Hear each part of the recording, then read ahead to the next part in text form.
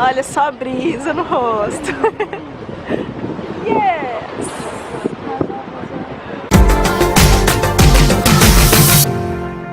Olha o tamanho dessa escada rolante, galera.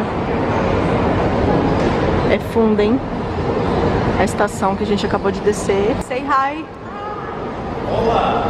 Olá!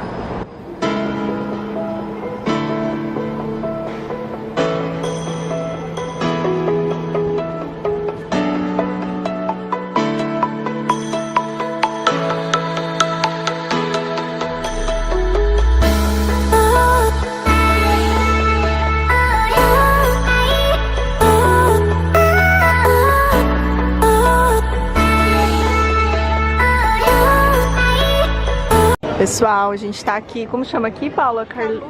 Carluccios. O que você pediu, Paulinha? Uma pasta com salmão, cogumelos e manjericão. And yours, Chris? It's frango frita, não?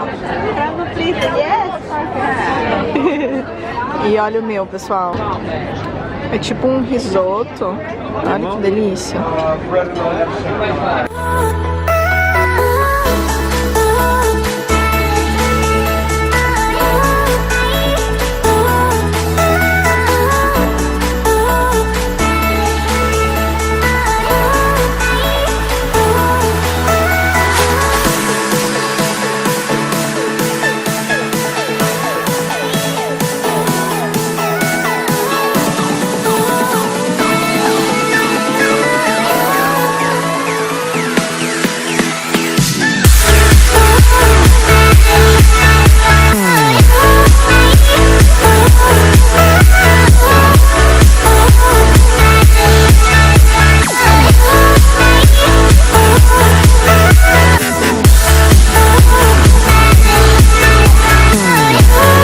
Paulinha, explica o que a gente tá fazendo. A gente vai pegar um barquinho para atravessar pro outro lado do rio, que o nosso hotel é aquele dali.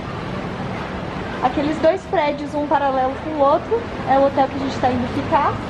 Aí o barquinho traz a gente de um lado pro outro.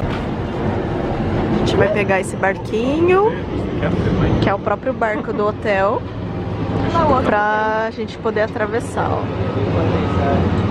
pra lá onde é o hotel.